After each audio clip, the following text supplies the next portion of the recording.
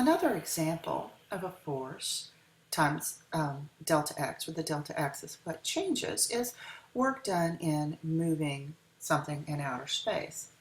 So suppose I have a space modulus. It weighs 15 metric tons on the surface of the Earth. How much work is done in moving the modulus to a height of 800 miles above the Earth? Now, whenever you're doing things with Earths, you always have to take into account the radius of the Earth, and the radius of the Earth is 4,000 miles. And then the orbit is on the outside of that. So we are going to start here and go out to here. That's what they're talking about.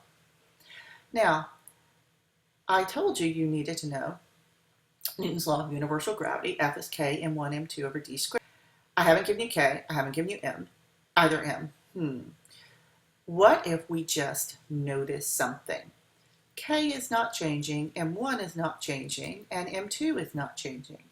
So this isn't physics, this is calculus. So here is a quote-unquote cheat we can use. If these are all a constant, then let's just call them a constant. Okay, and in this case, d squared, let me make that an x squared, because I'm going to make this x squared. A lot of times we use r's. So I'm going to take this formula and replace it with this formula. So I'm not worried about the k's and the m's and all of that mess. It turns out they'll cancel, but why mess with them if you don't have to? Now, we know the module weighs 15 metric tons on the surface of the Earth. Now, on the surface of the Earth, what is x? X is 4,000 miles. So on the surface, x is 4,000 miles.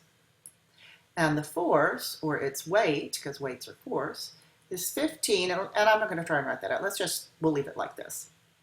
So the constant is going to be F times x squared.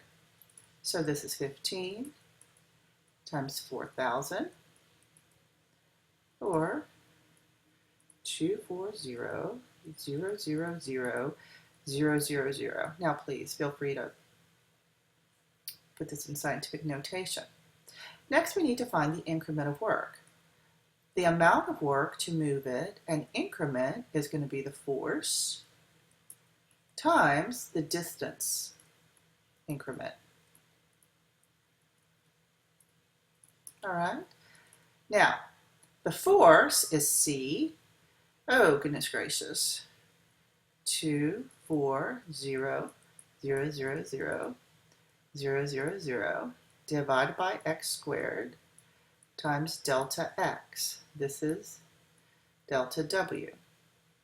Now, we say that it's being propelled from 4,000, and we're going to go up an additional 800 miles. So we're going to start at 4,000 miles, and we're going to end at 4,000 plus the altitude, which is 800, or 4,800. All right, so now we're ready. Let's write let's go to black. So the work is the integral from a to b of f of x dx, which is the integral from 4,000 to 4,800.